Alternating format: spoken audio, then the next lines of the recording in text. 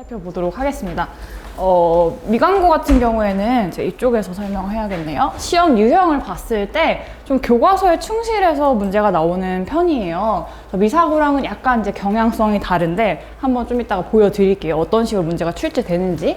교과서에 충실해서 문제가 나오는 편이고, 그리고 요 두 번째 부분은 좀 특징적인 부분인데, 미사고도 그렇고 미광고도 그렇고 다답형 객관식의 문제 유형이 나와요. 근데 어머님들이 다답형이 뭐야? 이렇게 생각이 드실 수 있는데, 그냥 쉽게 생각하면 모두 고르시오 식의 문제가 나온다 라고 생각을 해주시면 될 것 같아요. 다답형 객관식 문제 유형이 나오는 편이고, 이제 외부 작품이 선택지로 출제가 되는 식으로 시험이 이제 출제가 됩니다. 그래도 어쨌든 기본적으로 미광고는 교과서 작품이나 내용에 충실하게 이렇게 문제가 나오는 편이에요.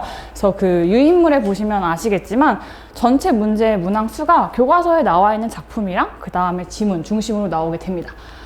그래서 실제로 교과서 문제 어떻게 출제되었는지 한번 보여드리려고 합니다. 그래서 보시면 실제 이제 중간고사에 나왔던 문제예요. 1번 문항이랑 7번 문항을 제가 가져와 봤는데, 이제 1번 문항의 경우에는 발문 보시면 윗글에 대한 설명으로 적절하지 않은 것은 이런 문제가 나왔는데, 이 윗글이 우리 미광고 교과서 안에 있는 박지원의 허생전이라는 작품에 대한 설명으로 적절하지 않은 거 한번 골라봐 라고 하는 문제였는데, 어머님들이 그냥 대략적으로 보시더라도 이 작품에 대해서 내신 공부를 했으면 어느 정도 다 맞출 수 있는 선지로 이제 구성이 되어 있어요. 충분히 공부를 하면 그냥 되게 쉽게 답을 고를 수 있는 그런 문제가 출제가 되고 있고, 다음에 7번 문제에도 이제 가의 각 연에 대한 발표 내용을 적절하지 않은 거 골라봐. 근데 가에 나와 있는 이 시도 역시 그 교과서에 나와 있는 그런 작품의 문제였어요. 그래서 이런 식으로 문제가 대부분 출제가 되고, 근데 이제 두 번째로는 다답형 객관식의 문제 유형이 이제 나오는데, 여기가 좀 특징적이에요. 그래서 보여드릴 건데, 아무래도 미광고도 그렇고 미사고도 그렇고 서논술형 문제가 출제되지 않고 있어요. 그래서 아무래도 서논술형 문제가 출제가 안 되면 조금 변별력을 가지는 문제를 객관식 안에서 내야 되는 거거든요. 그래서 이런 문제 유형이 나오고 있어요. 한번 볼게요. 그래서 중간고사에 봤을 때 발문을 보시면 나를 통해 확인할 수 있는 당대 사회의 모습으로 적절한 것만을 있는 대로 고른 것은? 이렇게 이제 발문이 되어 있어요. 그래서 있는 대로 고르라는 건 여기 중에서 답 좀 여러 개 있을 수 있는데 한번 잘 맞춰봐, 이런 이제 문제 유형인 거죠. 그래서 보통 우리가 객관식을 좋아하는 이유는 답이 딱 하나로 정해지잖아요. 그래서 찍을 수도 있고 어떻게 보면은. 근데 있는 대로 고르라고 하면 아이들이 공부를 좀 완벽하게 한 상태에서 정확하게 이게 맞는지 아닌지를 판단해야만 정답을 도출할 수 있는 문제예요. 그래서 우리도 그렇잖아요. 지금 이 선지를 보시면 답의 개수가 정해져 있지 않아요. 그러니까 2개일 수도 있고 3개일 수도 있고 4개일 수도 있고 이런 거예요. 그러면 이제 찍기가 굉장히 어려워지고 헷갈리면 틀릴 수도 있는 그런 문제 유형에 해당이 되겠죠. 정확하게 파악을 할 수 있는 문제 유형이 나오고 있고, 있는지를 확인할 수 있는, 그리고 이것도 마찬가지로 있는 대로 고른 것은 이런 문제 유형이 되게 많이 출제가 되고 있어요. 미광고 같은 경우에는. 얘도 이제 이 선지에 나와 있는, 그러니까 나나 아니면 기억이 다 교과서에 있는 작품과 관련한 거긴 한데 있는 대로 고르라. 그래서 이제 이 문항은 저거보다 더 심한 게 1번 선지는 아예 답이 1개, 그러니까 이거는 5번 선지는 4개. 그러니까 이렇게 되면 이제 아이들이 굉장히 헷갈리죠.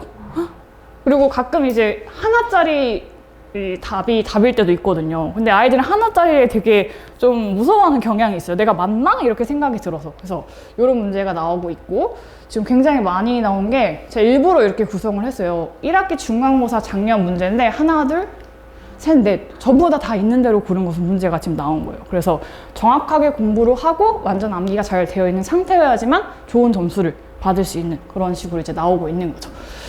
그래서 여기도 지금 마찬가지예요. 어머님들 이렇게 눈으로 한번 보시면 있는 대로 고른 것은, 있는 대로 고른 것은 계속 이런 문제 유형이 지금 나오고 있어요.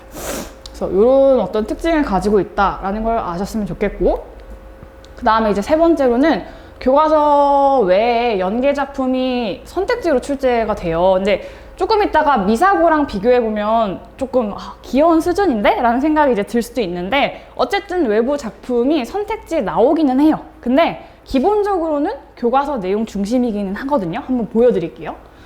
그래서 이게 작년 중간고사 문제, 기말고사 문제인데 형식이 거의 똑같아요. 근데 발문을 한번 보시면 8번 문제에서 기억이 이제 교과서 안에 있는 작품 속에 있는 하나 표현이에요. 19.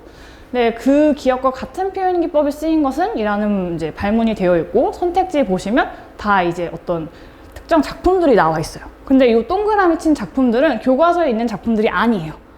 교과서에 있는 작품들은 아니고 새로운 작품들인데 이제 동이랑 재영이는 문제 푸니까 우리 막 테스트 보면 알잖아. 그러니까 새로운 이런 문제를 보고 여기 있는 표현 방식을 파악한 다음에 그 우리가 배운 교과서 속에 있었던 그 표현과 똑같은 걸 찾는 거죠. 네, 이런 문제 유형이 나오고 9번 기말고사에 나왔던 문제도 거의 똑같죠.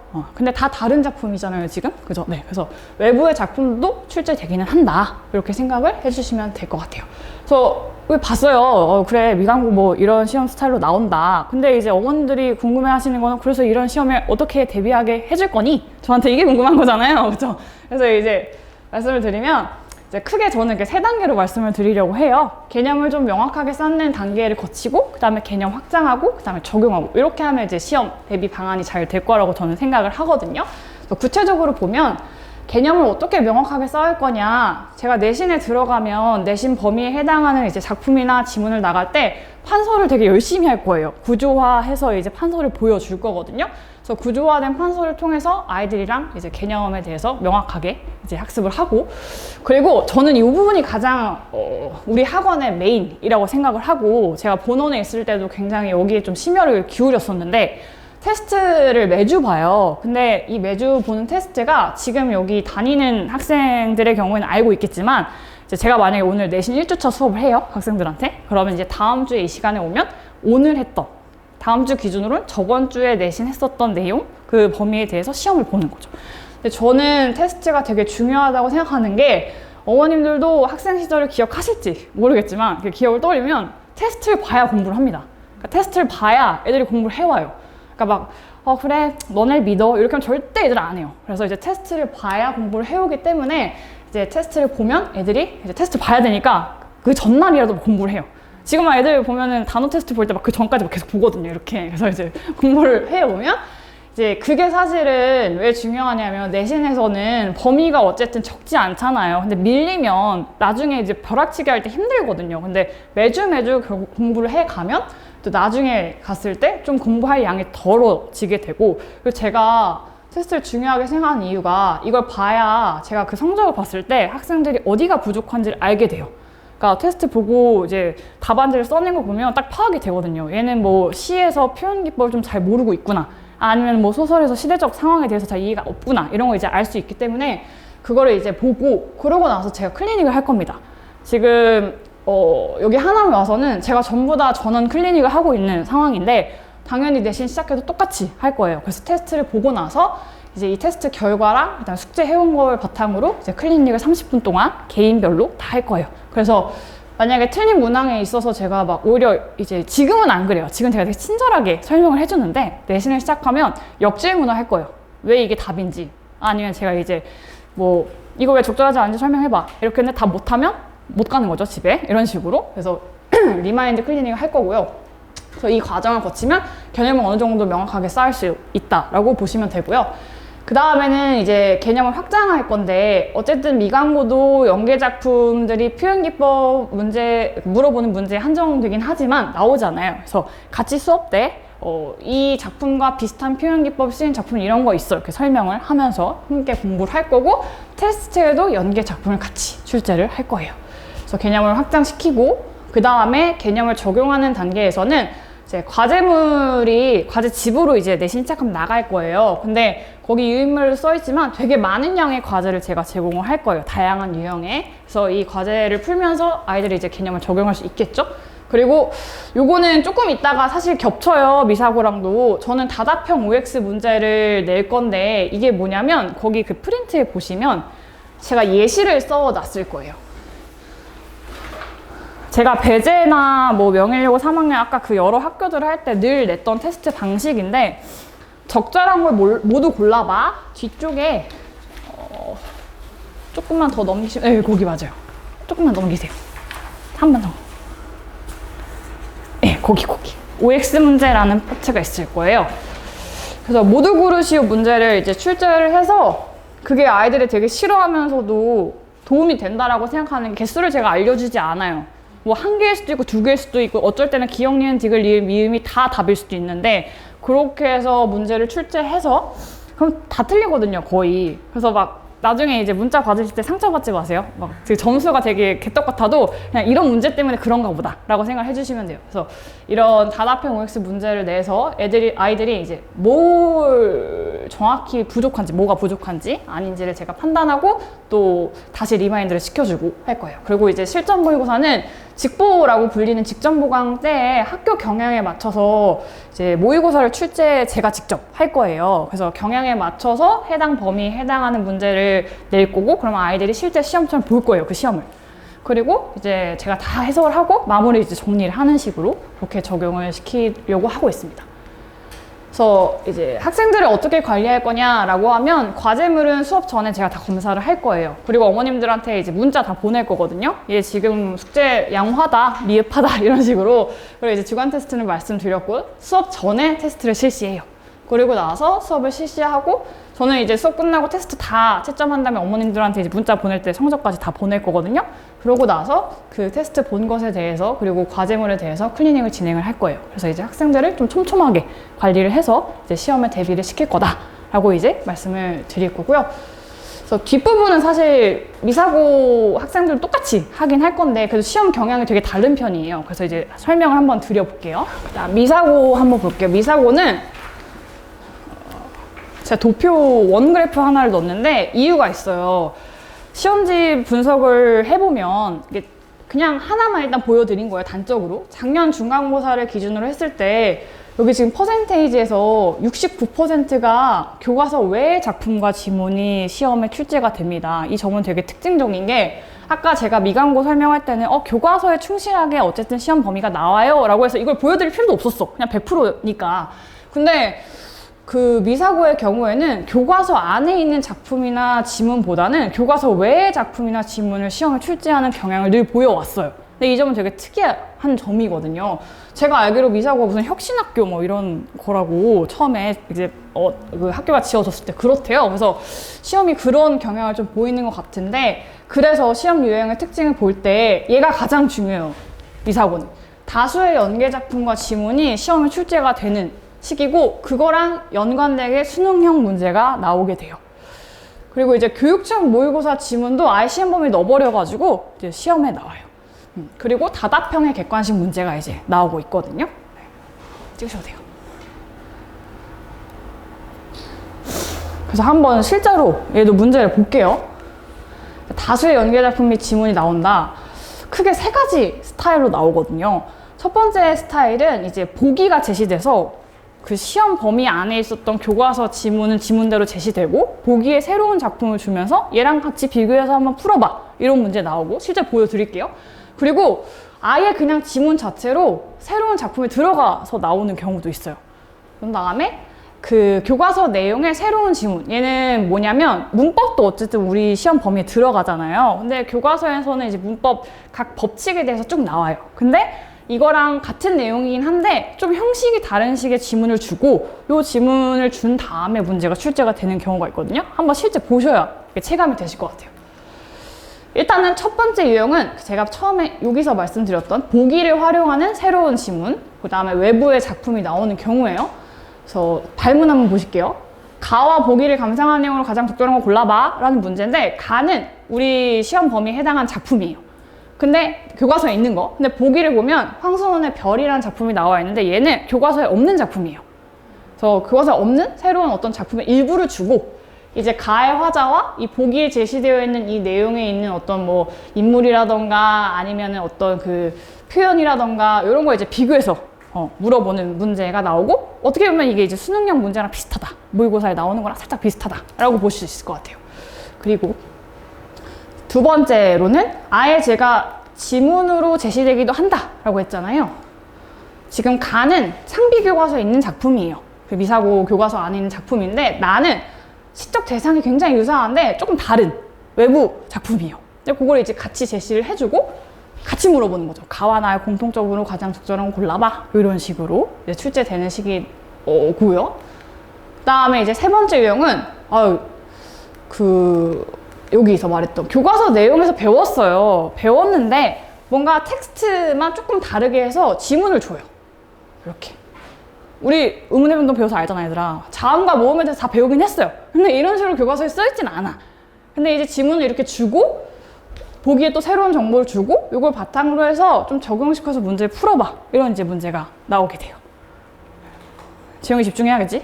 자, 네, 그래서 이렇게 나오게 돼요. 그래서 조금 단순 암기형 문제를 내지 않는 거죠. 한마디로 말하면. 그래서 그런 식으로 문제가 나오고 있고, 그 다음에 두 번째 수능형 문제라 하면 모의고사나 수능을 보면 어머님들도 이제 대충은 아시겠지만 내신이라는 건 시험 범위가 정해져 있잖아요. 그냥 보편적으로. 그래서 그 정해진 범위 내에 있는 작품이나 지문을 막 엄청 암기하고 공부하고 이제 시험 보는 거잖아요. 근데 모의고사나 수능은 사실 범위가 그냥 고등학교 전체가 시험 범위야 라고 해놓고 작품이 막 정해져서 나온 건 아니잖아요. 모의고사 보면은 새로운 작품 처음 보는 경우도 있어요. 근데 이제 교육청이나 평가원 같은 경우에 이제 그걸 아이들이 그걸 처음 보는 걸 아니까 보통 보기를 주거든요. 그래서 외적 증거를 바탕으로 해서 문제를 풀게 하는데 이게 이제 보통 우리가 말하는 수능형 문제라고 얘기를 해요. 근데 이런 문제 유형을 미사고에서 잘 내요. 그래서 여기 보면은 중간고사 때 보기를 참고해서 가를 감상한 내용을 적절하지 않은 골라봐. 윗글과 보기를 바탕으로 의문 간 대립을 뭐 적절하게 나타내는 걸 찾아봐. 문법까지도 이렇게 나거든요. 그래서 뭐 2학기 기말고사에서도 이런 식으로 나왔었고, 그래서 실제 보시면 정지용의 B가 시험 범위예요. 그래서 공부했어. 근데 보기에 정지용 시인에 대한 어떤 정보를 뭐 새롭게 줘요. 정지용 시인은 뭐 말도 어려워요. 대상의 적합한 묘사력과 언어 좋다. 뭐 이런 걸 하는 사람이야. 이렇게 해놓고 이걸 바탕으로 가를 한번 감상해 볼래? 그리고 적절하지 않은 거 골라봐. 이렇게 이제 나오는 문제 유형이 제시가 됩니다. 그 다음에 이제 교육청 모의고사 지문이 이제 나온다고 했잖아요. 아니 이게 작년 1학기 기말고사인데 기말고사에서 내문항이 2019년 11월 고1 모의고사 비문학 지문이 제시가 된 다음에 이제 문제가 나왔어요. 당연히 안 알려주고 낸 건 아니에요. 이 지문 수업하고 그 당시에 선생님이 학교 선생님이 수업하고 이거 시험 범위에 들어가 이렇게 하긴 했어요. 그러긴 한데 이제 모의고사의 비문학 지문도 시험 범위가 될 수 있다라는 거죠. 네, 그래서 그 점을 좀 주목을 하시면 좋을 것 같고, 그래서 제가 이제 드리고 싶은 말씀은 그 미사고의 경우에는 작년까지는 3월 모의고사를 안 봤어요. 경기도라서. 근데 올해부터는 보거든요. 그러면 얘는 기말고사 때 이렇게 나온 거지만 조금 뭐 올해 봐야겠지만 올해 3월 모의고사 보고 학교 선생님들이 꽂혀가지고 3월 모의고사 지문 낼게 이럴 수도 있는 거거든요. 네. 그래서 그렇게 되면 이제 제가 대비를 할 거고, 그래서 이런 문제 유형이 나오고, 이거는 똑같아요. 사실 다답형의 객관식 문제 둘이 뭐 소통하나 봐요. 학교들끼리 있는 대로 고른 것은 이런 문제가 나오더라고요. 이거 아까 말씀드린 것처럼 공부를 정확하게 해야 맞출 수 있어요. 그래서 이 방식은 똑같아요. 그래서 개념을 좀 단단하게 쌓고 확장하고 개념 적용을 할 건데, 미사고의 경우에는 제가 좀 여기에 더 포커스를 줄 거예요. 개념 확장하기. 너무 외부 지문이 많이 나오고 있기 때문에 교과서에 나와 있는 작품과 유사한 어떤 작품들을 아예 그냥 수업 때 같이 학습할 거고 유인물 제공할 거예요. 출제되었던 기출 작품이나 이런 것들은. 네. 그리고 요건 똑같아요. 그래서 이렇게 대비를 해가지고 학교 시험에 대응을 할 거다라고 생각을 해주시면 될 것 같아요. 그래서 아까 부원장이 말씀하신 것처럼 관리가 잘 되는 학원이기 때문에 제가 모든 학생들 다 클리닉 할 거고, 그리고 이제 테스트 봤을 때 부족한 부분에 있어서는 완벽하게 이해할 수 있도록 할 겁니다. 그래서 들어주셔서 너무 감사하고, 네. 어느 정도쯤 궁금증 해결됐을 거라 생각해요. 네. 감사합니다. 네. 네, 반갑습니다. 저는 생각이 차이 미사 캠퍼스에서 영어를 가르치고 있는 박동빈 선생입니다. 네. 지금 미사랑 미강 같은 경우에 제가 한꺼번에 묶어서 설명을 드릴 수 있는 이유가, 일단은 교과서가 동일합니다. 그리고 내신 시험이라고 하는 게 사실은 제가 처음부터 좀 세게 말씀드릴게요. 학교별로 어떤 성향이 있기 때문에 어떤 성향을 가지고 있는 아이는 어디 학교를 가고 어떤 성향을 가지고 있는 아이는 어느 학교를 가라는 그런 해결책은 지구상에 원래 없어요. 그런 말을 하는 사람들은 제가 보통 어떻게 표현하는가 하면, 그런 영어 선생님들은 영어 과감하게 이렇게 표현하거든요. 그냥 그거 아무 의미 없는 거예요. 제가 한번 여쭤볼게요. 만약에 암기력이 조금 약한 친구예요. 그 친구가 암기를 조금 덜 요구하는, 예를 들어서 미강고를 갔다고 칩시다. 암기할 게 없을까요? 거기서 어차피 상대평가죠. 비슷한 애들과 싸워서 그 다른 아이들과 상대평가에서 싸워서 무조건 이겨야 되는데, 저는 미리 말씀드리지만은 하나도 빠짐없이 다 암기하라고 합니다. 왜냐하면 정말 최고득점을 저는 목표로 하기 때문에요. 어정쩡하게 그냥 몇 개 틀려서 어정쩡하게 3등급 인서울을 못합니다. 근데 3등급이요, 어머님들, 요거 살짝 먼저 하나 말씀드리고 갈게요. 반에서 4등 하잖아요. 3등급이에요. 되게 잔인한 거예요. 그러면 잠시만요. 제가 하나도 빠짐없이 다 암기시킨다라고 말씀드렸죠. 왜냐면 어정쩡하게 한두 개, 두세 개 틀려가지고 반에서 3, 4등을 하면은 어차피 내신 3점대 중반이 나왔을 때 인서울도 못하는데 3년 동안에 투자한 돈이 너무 아깝고 아이의 시간과 노력이 너무 아까워요. 그래서 저는 다 암기시킵니다. 울고 불고 뭘 해도 암기시킵니다. 지금도 이게 실명이 조금 거론이 되면 조금 그럴 수 있겠지만, 우리 여기 혹시 재성이 어머니? 소재성 학생? 네. 어머니세요? 재성이 같은 경우에도 제가 사실 한번 뵙고 싶었던 게, 재성이 칭찬 많이 해주세요. 진짜 많이 해주셔야 돼요. 재성이 정말 너무 잘하고 있어요. 어저께도 거의 울면서 저한테 욕할 뻔했어요. 거의 한 7시간을 감금을 시켜놨거든요. 제가 어저께 내려보냈던 게 뭐냐면은, 그렇게 가두어 두니까 어느 순간 겁이 나는 거예요. 애가 1층으로 내려가는 게 아니라 8층으로 올라가 버릴까봐. 8층이 옥상이거든요. 네. 그렇게 시켜야 돼요. 그래서 저한테 보내는 거잖아요. 집에서 그렇게 시키잖아요. 가정폭력으로 쇠고령 찰 수가 있어요. 학원이니까 가능한 거잖아요. 그래서 제가 미리 말씀드립니다. 어느 성향에 따라서 아이의 성향 맞춰서 학교 보내라. 뭐 학교별 내신 출제 경향 다 필요 없습니다. 내신은요, 그냥 개빡세게 하는 거예요. 그냥 외울 거 다 외우면서 하는 거예요. 그걸 시키는 게 그냥 저고요. 그걸 먼저 전제로 깔고 가겠습니다. 네, 그래서 일단 뭐 시험 유형은 뭐 그냥 이렇게 나온대요. 근데 이런 거 있잖아요. 독해형이 55%고 뭐 어법이 12%고 서술형이 26%. 어머님들, 독해 정말 중요해요. 이거 잘 잡아놔야 되고, 그리고 미사 같은 경우에 독해랑 어법이랑 뭐 적절한 비중을 가지면서 출제가 되기 때문에 독해도 열심히 하고 서술형도 열심히 하고 뭐 어법도 열심히 하고 다 잘해야 됩니다 라고 말씀을 제가 드리진 않아요. 우리 친구가 저 산 증인으로 여기 있으니까, 선생님이 방학 때 독해 시키든 안 시켰지. 너 근데 선생님이랑 같이 이미 교과서 내신 진도 다 끝났지. 너 독해 문제 틀린 거 있어 없어? 안 틀립니다. 틀리지 않아요. 원래 범위가 정해져 있는 내신 시험에서는요, 아이들이 내용을 잡고 들어갑니다. 완벽하게 내용을 제가 잡고 투입을 시켜요. 그럼 내용을 물어보는 독해는요, 원래 안 틀립니다.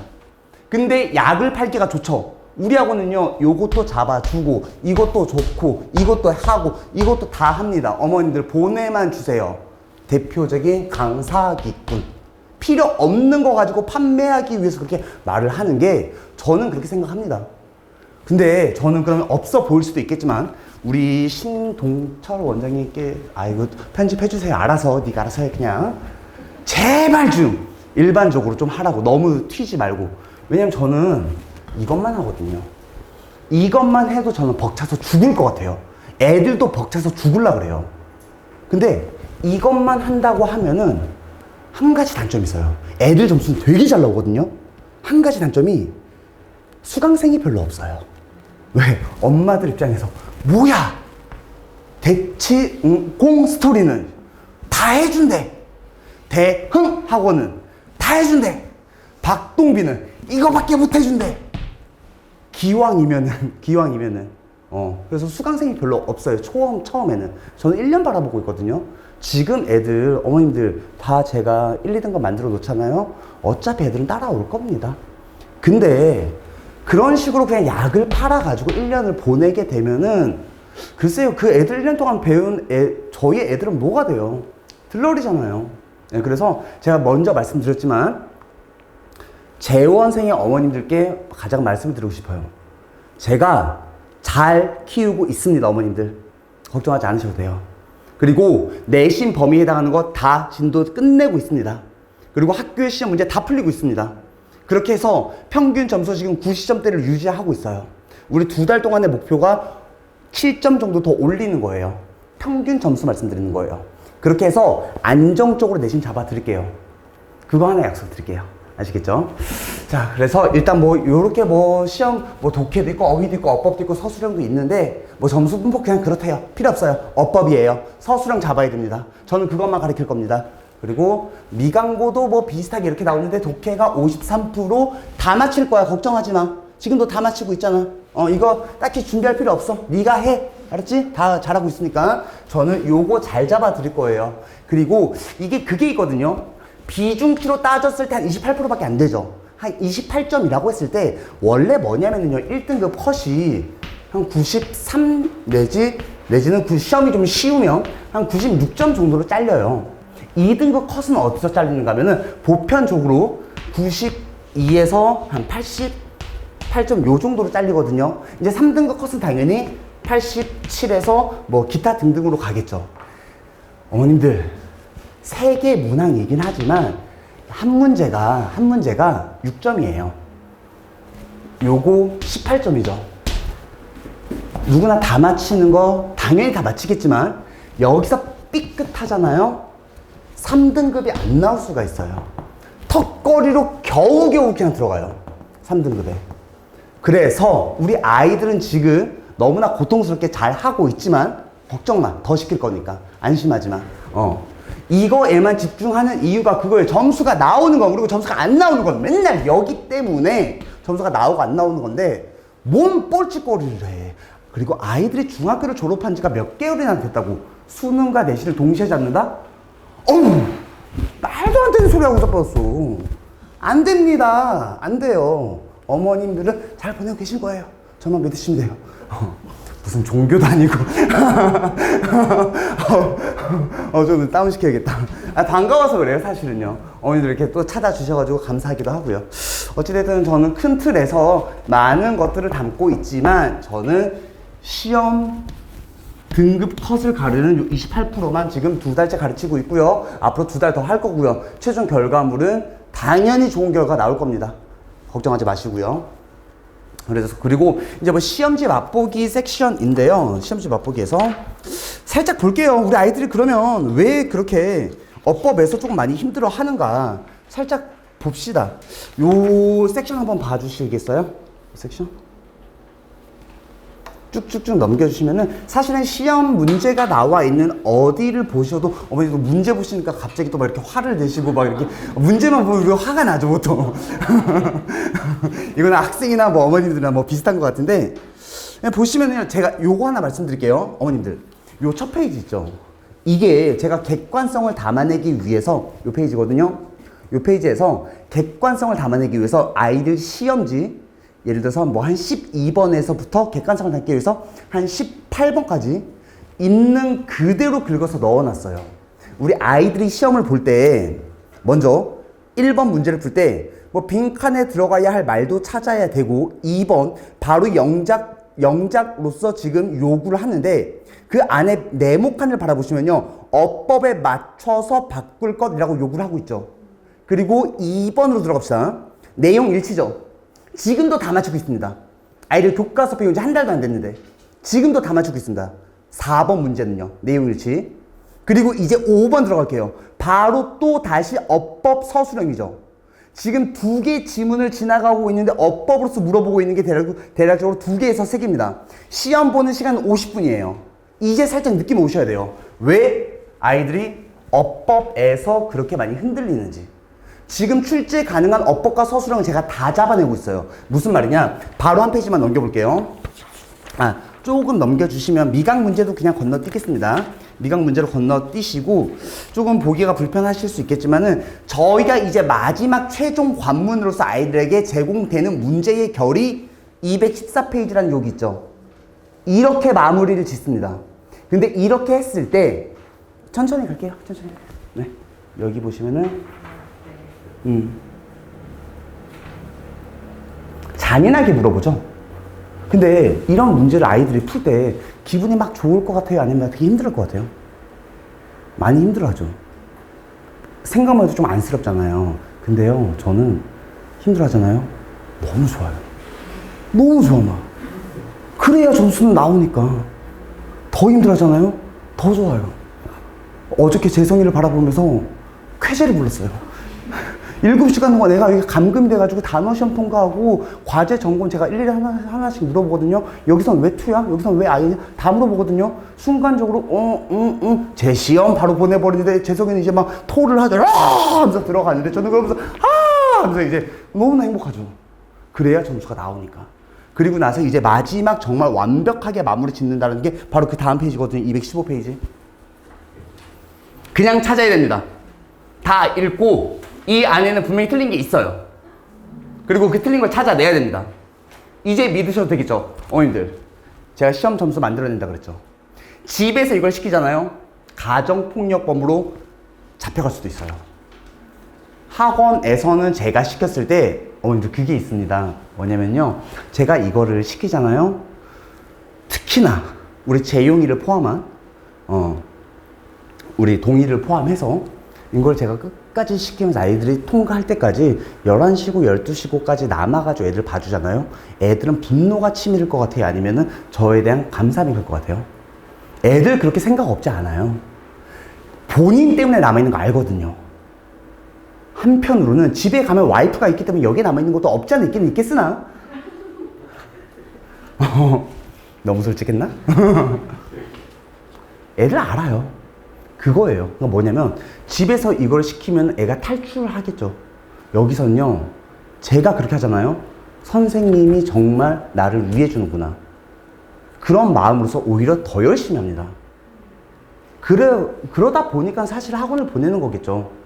그 역할은 제가 정말 열심히 할게요. 지금도 하고 있고요. 우리 아이들 사실 이거 시험, 요 문제는 아직 풀어본 적이 없을 거예요. 왜냐면 이제 시즌 파이널 문제로서 최종 점검하는 문제들이거든요. 보니까 어때? 기대되지? 아이 새끼들 그럴 줄 알았어. 더 열심히 만들어 둘게. 걱정하지 마. 많이 만들어 둘 테니까는. 저는 그냥 마무리 요약 정리하겠습니다. 이제 시간도 다가가고 큰 틀에서 정리할게요. 내신, 수능 다릅니다. 어머니들 아시겠지만 그걸 얼버무려서 자신은 엄청난 능력이 있고 엄청난 학원의 시스템으로 통해서 수능과 내신을 동시에 잡는다? 불가능한 걸 사기치고 있는 겁니다. 보내보셔도 돼요. 보내보셔도 됩니다. 하나 확실한 건 저는 못합니다. 그거. 이것만 해도 죽을 맛이에요. 너무 힘들어요. 근데 내신은 잘 내요. 제가 이렇게 하기 때문에. 그리고 우리가 평상시에 공부를 할 때는 여기 이렇게 아이를 학습한 거에 대해서 일정한 어머님들께서 조금 학습하는 과정 내에서 좀 궁금한 점이 있으실까 싶어서 오늘 학습 내용에 대해서 안내해드리고, 이게 사실은 아까 전에 아이를 공부할 때 몰래 찍은 건데 제가 1명, 2명 붙잡아 놓고 개별적인 질문 다 받고 있거든요. 그래서 이거 통과할 때까지예요. 잘 안 보이실 수도 있겠지만 지금 여기서 피눈물이 막 뚝뚝뚝뚝 떨어지고 있거든요. 사실은요, 카메라에 담지 못했을 뿐인 거고요. 이렇게 한 명 한 명 다 잡아가면서 열심히 공부시키겠습니다. 그리고 우리 현재 상황이 교과서 1과에서부터 4과까지 전 진도는 다 진행이 되었습니다. 물론 진도 차이가 살짝 있습니다. 하남고는 진작에 다 끝났고요. 그리고 이제 미사, 미강 또한 이제 4과를 마무리 짓고 있고, 그리고 실제 학교 기출 문제들 중에서 전국 단위 약 80개의 고등학교에서 출제되었던 그 어법, 어휘 기출 문제 다 풀리고 있습니다. 열심히 풀고 있잖아. 그쵸? 그리고 내신 기출 문제 약 60개에서 1200개 정도를 제가 지금 2월 마지막까지 풀리고 있습니다. 내가 이렇게 시키고 있는데 누가 우리 애들 이겨? 제가 이깁니다. 무조건 이겨요. 그리고 뭐 필출 어법 23개 포인트 내에서 68개의 케이스를 공부를 시키고 있는 거는 뭔지 알고 있지? 이거는 제가 채점을 안 해줍니다. 너는 여기 포인트에서 2개 틀렸어, 3개 틀렸어, 알아서 찾아와. 그래야 암기가 되고 자기 게 되겠죠. 그런 식으로 공부를 시키고 있고요. 그리고 단어 같은 경우에는 워드마스터 기본편과 수능편을 통해서 지금 최소 3바퀴 이상 돌리고 있습니다. 예, 그렇게 공부를 시키고 있고요. 그리고 조금 상위권 학생들이에요, 사실은요. 영작에 대해서 조금 더 철저하게 공부를 해야 되는 친구들은 서술형 대비 영작 훈련으로서 약 870개 문장 정도를 지금 훈련을 시키고 있어요. 물론 본인들은 자기가 몇 개의 문장을 해야 되는지도 모르고 그냥 일단 빨리 나와 하면 학원에 왔을 때 이거 풀어 하면 막 풀고 있는데, 공부는 원래 그렇게 강제적으로 하는 겁니다. 자발적으로 하는 거 아니에요, 공부가. 물론 자발적으로 하는 애들도 있겠죠. 걔네고, 씨. 우리도 우리인데, 뭐, 씨. 그렇잖아요. 제가 강제적으로 시키겠습니다. 그리고 뭐 마지막으로 뭐 6번인데, 어머니들께 하나, 요거만 말씀드리고 마무리를 지어야 될 것 같아요. 시간 관계상. 2월 10일에, 요거는 편집해주세요. 이거 영상 올라가면 안 돼. 그 2월 10일에 제가 아버지가 됐어요. 네. 저는 원래 애들을 되게 싫어했거든요. 정말 싫어했어요. 음식점 가면은 애가 시끄럽잖아요. 화가 났어요. 애한테 화를 내고 싶었어요. 그랬어요. 근데 이제 수업할 때는 아이들이 내 말을 잘 들으니까, 잘 듣고 똘망똘망한 눈도 얼마나 예뻐요. 그래서 그런 맛에 그냥 수업을 했는데, 아이가 태어나니까 어머니들 다 경험하셨을 것 같은데, 세상을 보는 눈이 너무 달라지는 거예요. 길 지나가면서 이제 쟤는 노랑 신발이네? 쟤는 몇 개월일까? 와, 사람이 달라지더라고요. 그래서 얼마 전인가, 이틀 전에 와이프한테 얘기를 했어요. 우리 아이가 내 인생의 교과서인 것 같아. 내가 앞으로 어떻게 살아갈지를 얘를 통해서 배우는 것 같아.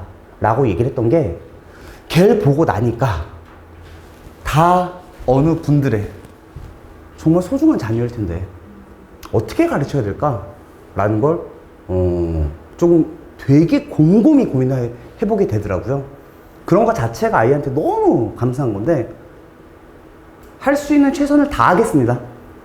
절대 제가 할 수 없는 걸 약속 드릴 수는 없고, 한 가지 약속 드릴 수 있는 거는 할 수 있는 최선을 다하겠습니다. 모두가 우리 총총이가 이제 나중에 시간 지났을 때 지금 이 아이들이 된 거잖아요. 네, 할 수 있는 최선을 다하겠습니다. 그리고 믿고 보내주신 어머님들 너무나 감사하고 반드시 결과로 보답하겠습니다. 네, 저는 여기까지 하겠습니다. 감사합니다. 어머님들 20분밖에 분배가 안 되어 있어서 개별적인 질문은 어머님들 학원에 전화를 주셔도 되고요. 아니면 문자를 남겨주셔도 되거든요. 학원에다가 제 거 번호를 다 오픈시켜 놓고 있으니까는 문자를 주셔도 되고, 전화를 주셔도 되고, 방문을 하셔도 되고요. 개별적인 질문은 저쪽에서 너무 많이 좀 들어와가지고 여기까지만 진행하겠습니다. 인사 먼저 드리겠습니다. 생각의 차이에서 수학을 가르치는 수학과 대표 강사 신명진입니다. 네. 일단 저희가 이제 드디어 코로나가 살짝 풀려서 제가 일단 전달 편의를 위해 잠깐 마스크를 좀 벗고 설명을 좀 드리겠습니다. 좀 양해 좀 부탁드리겠습니다. 네. 사실 원래 요거 이렇게 마스크 끼고 설명 드릴 때는 사실 이제 비주얼에 대한 걱정을 안 해도 되는데 이제 마스크를 벗다 보니까 신경이 살짝 쓰이기는 하네요. 근데 뭐 일단 네. 노란색이면 충분하겠죠? 일단 시작을 할 건데 설명을 좀 드릴 거예요. 근데 사실 이제 제일 궁금해 하실 법한 부분 먼저 조금 간단하게 짚어드리는 게 이해하시는 게 훨씬 더 편하시지 않을까. 그래서 질문을 조금 받고 시작을 할 거거든요. 뭐 학생들도 있지만 사실 뭐 다 제자들이라서 저 친구들이 궁금한 건 제가 수업 시간에 알아서 풀어주도록 하고요. 나머지 분들께 한번 묻겠습니다. 혹시 지금 현재 가지고 계신 가장 큰 고민, 수학과 관련된 고민이 있으시다면 어떤 걸까요? 또는 뭔가 고민하고 계신 게 있으시다면? 이라고 다 같이 물어보면 아무도 대답 안 하실 거잖아요.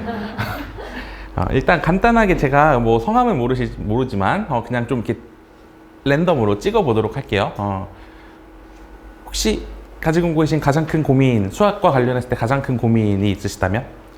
저희는 여자이라서 네네. 영어는 좋아하는데 처음부터 수학을 엄청 싫어하는, 중학교 때도 마찬가지로 수학 공부보다는 영어 공부하는, 네. 수학 어쨌든 지금 뭐 학원을 다닌다거나 뭐 학습을 하고는 있을 테지만, 네.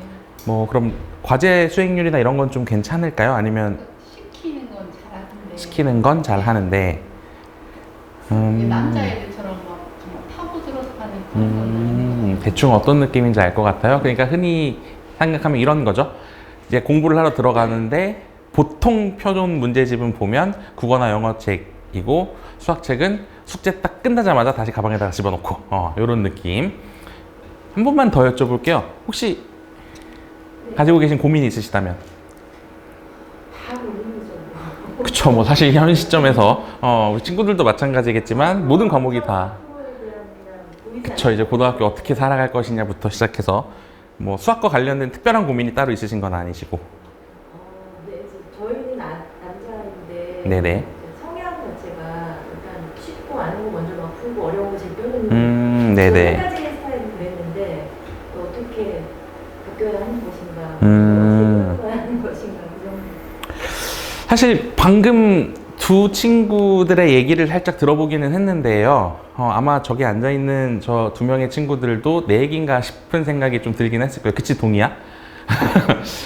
일단 제가 조금 그 질문들에 대한 답을 같이 얘기를 하면서 좀 풀어볼 수 있을 것 같아요. 따로 답변 드리지 않아도 충분히 좀 풀어드릴 수 있을 것 같은데, 해결책이라고 한다면 해결책도 같이 제시할 수 있을 것 같으니까 조금만 집중해서 들어주시면 좋을 것 같습니다. 일단 제 소개고요. 뭐 따로 궁금한 건 없으실 거예요, 아마. 그냥 간단하게 그냥 이제 써 있는 거 읽어봐 주시고, 맨날 얘기하는 게 사진하고 실물하고 다르다는 얘기 맨날 많이 하는데 저거 저 맞아요. 근데 볼살 좀 깎았습니다. 네, 넘어갈게요. 그렇다고 이 사진을 올릴 수는 넘어가겠습니다.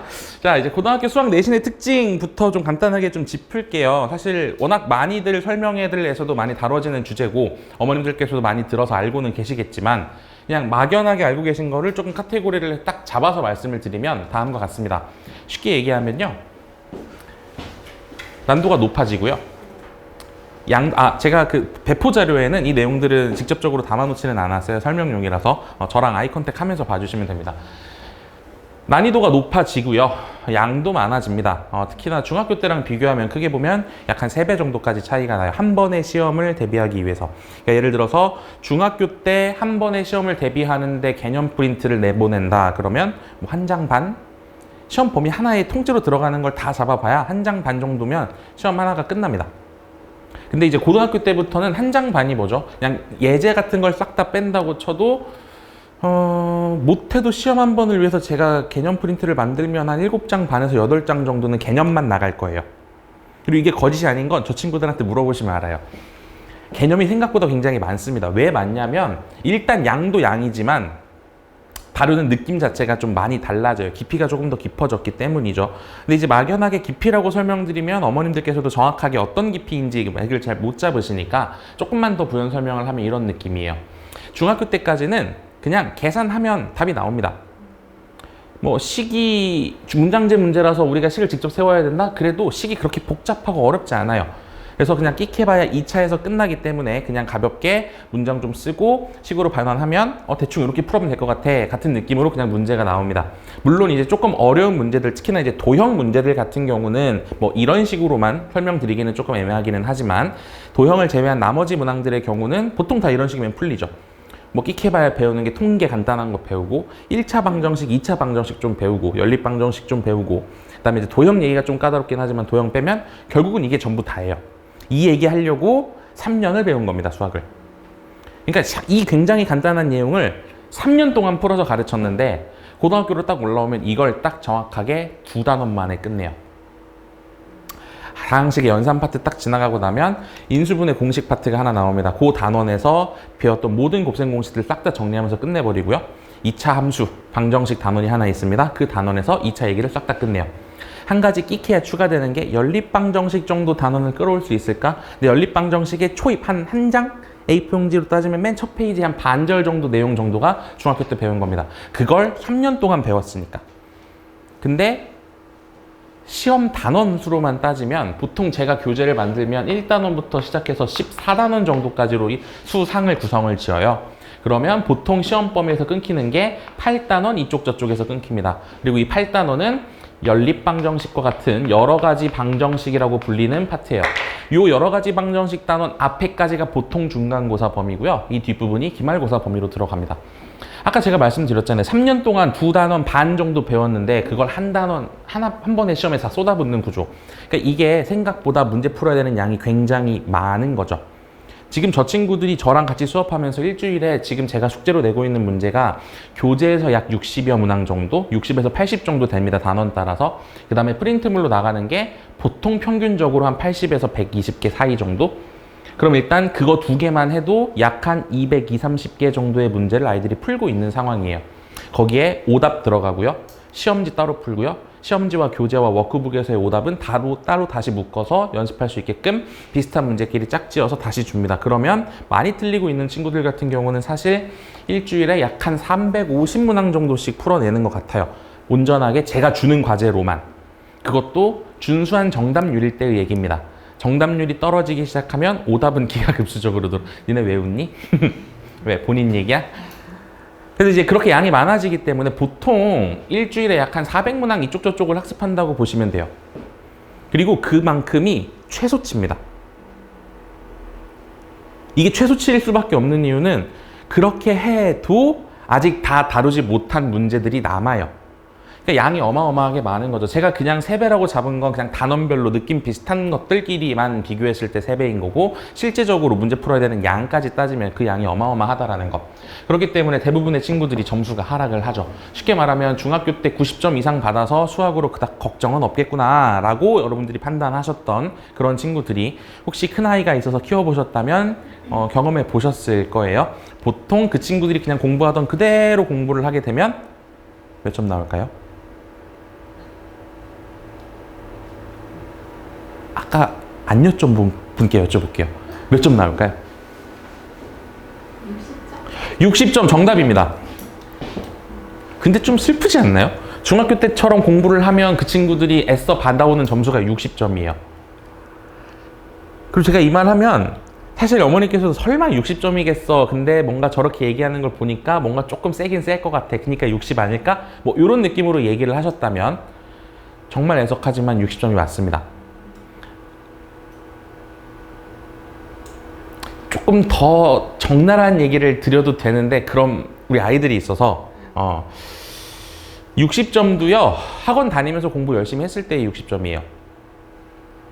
그러니까 제대로 공부 안 하고 그냥 학원에서 시키는 거 풀고 그냥 중학교 때 학원 다니는 것처럼 들고 왔다리 갔다리 선생님이 뭐라고 하니까 숙제 반절 정도는 한다. 안 한 거 나머지 그냥 반절 대충 내삘어버리고 대충 선생님이 직전 보강이라고 해서 막판 되니까 막 프린트물 주네. 그럼 요건 좀 풀어볼까 했더니 이제 문제가 어려우니까 그중에서 풀 수 있는 문제만 좀 골라서 풀고 그러다 보니까 쌤 쉬운 문제집 없어요. 저희가 안 풀리니까 그냥 쉬운 거 풀게요. 그거 조금 하다가 시험 약 한 3주 정도 남았을 땐 이제 생각이 전략적으로 바뀌죠. 이걸 하느니 국어랑 영어랑 사회를 외우면 내 평균 점수가 무려 뭐 이 생각을 돌립니다. 나름의 계산 돌리는 거죠. 계산 돌려놓고 나서 막판에 딱 놓으면 60점도 안 나와요. 보통 그래서 공부 안 하고 그냥 받는 점수가 50점 미만이라고 보시면 됩니다. 시험이 좀 쉬었다? 남들 다 70점, 80점 받고 있을 때 60점 받아간다. 이렇게 생각하시면 돼요. 그러니까 이게 지금 현재 고등학교 수학의 특징이에요. 거기다가 시간 부족을 호소하는 경우도 굉장히 많죠. 양이 많아졌고 호흡이 길어졌고 난이도가 까다로워졌으니 생각도 오래 걸리고 한 문제 푸는데 기본적으로 걸리는 시간도 오래 걸리고 그 두 가지가 같이 만들어졌는데 학습량 자체도 부족해서 문제마다 고민도 해야 된다? 그럼 뭐 이제 더 이상 설명을 안 드려도 당연한 결과가 되겠죠. 그러니까 이제 이게 고등수학의 특징이에요. 그래서 중학교 때랑 가장 대비점 있는 점 두 가지만 좀 짚어보면 중학교 때는 계산형 문제가 70% 정도 됩니다. 아이들이 머리 쓰지 않고서도 손가락으로 풀 수 있는 문제가 약 한 70% 정도가 나온다는 얘기예요. 그 말은 반대로 얘기하면 중학교 때 만들어져 있는 수학 점수들은요. 반대로 얘기하면 그 중학교 때 다니던 학원 또는 뭐 스스로 공부했다면 스스로가 스스로한테 쏟았던 수학에 대한 관심과 열정의 척도예요. 딱 그 이상 그 이하도 아닙니다. 우리 아이의 수학적 탤런트는 판단하기 어려워요. 쉽게 얘기하면 이래요. 제가 저 친구 2명을 데리고 내신 대비를 시작한다. 그럼 전 저 친구 2명을 무조건 100점을 만들 자신이 있어요. 중학교 내신이라면. 이건 그냥 제가 하면 하는 겁니다. 안 되면 부르면 되고요. 못 풀면 다시 풀어주면 되고요. 될 때까지 옆에다가 끼고 100문제든 1000문제든 계속 풀리면 풀려요. 왜? 안 복잡하니까요. 개통도 상관없이 그냥 막 패턴 없이 그냥 챕터별로 갑자기 이렇게 쑥쑥 들어옵니다. 앞에 거 몰라도 이번 단원권은 이번 단원권만 학습하면 점수가 나와요. 그러니까 중학교 때의 점수는 고등학교로 올라갔을 때 우리 아이의 점수를 예상해 볼 수 있는 지표로 쓰기에는 썩 적절치 못하다는 거죠. 그러면 뭐가 고등학교 때 가장 큰 문제가 되느냐? 일단 직접 식을 수립해야 되는 상황. 근데 그게 문장제 문제가 아닙니다. 그냥 예를 들면 이런 식의 어떤 다항식이 있는데 그걸 예로 나눴더니 나머지가 뭐가 됐는데 그 식을 가지고 이런 연산을 했더니 이런 결과가 나왔다고 한다. 이때 이 다항식은 이러한 조건을 만족시킨다고 할 때 이때 미지수 a와 b의 값을 구하고 a 더하기 b는 얼마인지를 찾아라. 뭐 이런 느낌이에요. 말로 다 써놔요. 그냥 이렇게 식을 툭툭 던져주는 문제가 없습니다. 중학교 때는 그런 문제가 오히려 더 많았어요. 주어진 2차 방정식을 풀었더니 끼케야 나오는 게 이런 거죠. 항상 그 문제를 잘못 읽는 철수와 영희. 철수는 뭘 잘못 뽑고 영희는 뭘 잘못 보고 풀어서 근이 뭐가 나왔고 뭐가 나왔다는데 이렇게 조합해가지고 맞는 것. 이 정도가 거의 문장제 문제의 끝판왕이죠. 근데 이제부터는 그게 아니라는 거죠. 그래서 수학적 약속과 문제 의도에 대한 파악을 정확하게 해내지 못하면 애초에 식을 못 세웁니다. 그러면 당연히 할 수 있는 게 없어요. 당연하겠죠. 그 다음에 두 번째, 중킬러와 킬러에 대해서도 문제들이 마구마구 쏟아져 나오기 시작합니다. 특히나 모의고사를 본다라는 건 기출문제 중에 21, 29, 30번 난이도가 많아졌다라는 걸 뜻해요. 그리고 21, 29, 30번이라는 난이도는 쉽게 말씀을 드리면 킬러입니다. 수능으로 갔을 때 대치동에서 제가 가르쳤던 친구 중에 수학 잘하는 친구가 있어요. 보면 시험 1등급 분야 항상 받아옵니다. 수능 보면 1등급 받아오고 무난하게 90점 이상 받는 친구인데 그 친구가 저랑 수업을 듣다가 갑자기 저 어렵다는 수업이 있는데 저 가서 한번 들어보고 싶어요. 그래서 그래 갔다 와라. 갔다 올 걸 알고 있었어요. 가가지고 걔가 앉았다가 1시간 반 만에 내가 여기서 뭐 하는 건지 모르겠다. 그리고 그냥 자리를 박차고 나와서 저한테 다시 왔습니다. 그래서 왜 간다며? 그랬더니 뭔 소리인지 못 알아듣겠대요. 근데 그 수업 들으려고 앉아있는 게 300명입니다. 걔네들도 어려워하는 문제들이 킬러 문제예요. 그런 문제들이 1학년 시험에서부터 모의고사에선 출제되기 시작해요. 그러니까 전국 단위 4%를 가르는 문제들이 학교 시험에도 출제가 된다는 거죠. 이제 그런 상황이기 때문에 준비를 조금 철저하게 해주셔야 합니다. 준비의 과정을 간단하게만 말씀드리면 이래요. 일단 결론적으로 말씀드리면 기본부터 차근차근 쌓아갈 수밖에 없는 수학의 구조상 이미 내신 대비가 시작돼 있는 것과 같습니다. 제가 이번 방학 때 저 친구들하고 진행한 게 이제 가장 첫 번째 스텝이에요. 야, 너도 할 수 있어. 그래서 실제로 관심 없던 친구들도 관심이 가질 수 있게끔 안 풀리던 문제도 그래도 조금 풀리는 것들을 느껴볼 수 있게끔 애초에 수업 구조도 그렇게 짜고 교재도 그렇게 구성하고 과제도 그런 과제를 냅니다. 그럼 이제 그 친구들이 이제 나도 조금 되나? 하면 그래도 좀 될 수 있을 것 같아 했을 때 다시 한번 리뷰 형식으로 빠르게 정리를 한번 하죠. 이때 이 리뷰 과정에서 진행하는 게 이제 사고를 확장시키고 개념의 그물을 짠다 이렇게 말씀드리면 무슨 말인지 좀 이해가 안 가시잖아요. 조금 이따가 설명드릴 거예요. 그거 먼저 좀 진행을 하고요. 그렇게 해서 오버뷰를 좀 빠르게 한 다음에 두 가지 핵심 스텝으로 넘어갑니다. 중킬러와 킬러에 대한 대비를 진행을 해야만 해요. 반대로 얘기하면 이렇습니다. 우리 아이는 솔직히 수학 잘 못해서요. 100점 받는 걸 목표로 공부하지는 않아요. 근데도 고난도 어려운 얘기를 들어야 해요? 라는 질문을 제가 굉장히 많이 받거든요. 안 들어도 될까요? 제가 단언컨대 안 들으면, 그러니까 애초에 그 고민을 하지 않으면 아이의 수학 실력은 백날이 지나도 변하지 않습니다. 변할 수가 없어요. 수학이라는 게 애초에 고통스러운 과목이 맞아요. 안 풀리는 거 가지고 씨름해본 경험이 없는 상황에서 점수가 오르길 바란다? 그건 도둑놈이죠. 성공과 실패가 서로 다르다고 얘기하는 사람들도 있지만 같다고 얘기하는 사람들도 있어요. 같다고 얘기하는 사람들이 얘기하는 단 하나의 근거는 뭐예요? 성공한 사람들도 그 실패의 과정을 거치면서 나는 아닌 것 같아. 나는 이거랑 나랑은 맞지 않는가 봐. 나는 여기까지인 것 같아 라는 생각을 전부 다 했었고 그걸 거치고 나서 성공에 이르는 거기 때문에 실패가 성공과 반대가 아니라 같은 방향에 있는 거잖아요. 수학이 딱 똑같거든요. 안 풀렸는데 오늘도 안 풀렸는데 내일도 안 풀릴 것 같은데 모레 풀어보니 풀려요. 근데 그 모레가 오기 전에 때려치기 때문에 못 푼 상태로 끝납니다. 어려운 문제를 푼다라는 건 그런 말이에요. 지금은 내가 비록 못 풀지라도 선생님 설명 들으면 이해가 가? 그러면 이해라도 계속 하고 있어야 맞는 거고 이해가 갔으면 집에 가서 복습하고 있어야 맞는 거고 복습할 게 있어야 하는데 아이들이 수학 공부를 안 하는 것 같은 이유 복습할 게 뭔지 모르기 때문이죠. 자, 간단하게 말씀을 드릴게요. 쉽게 말하면 가장 궁금해 하시는 건 사실 이거 아닌가요? 결과적으로는 잘하고 싶은데 잘하려면 어떻게 해야 되는지 잘하는 애들은 대체 어떻게 공부하고 있는 건지 문제만 많이 푸는 게 답은 아니라고는 하는데 그럼 대체 어떤 문제를 풀어야 하는 건지 자 지금부터 답을 드릴게요. 생각 하나만 같이 해보죠. 그림 선물 받으셨어요.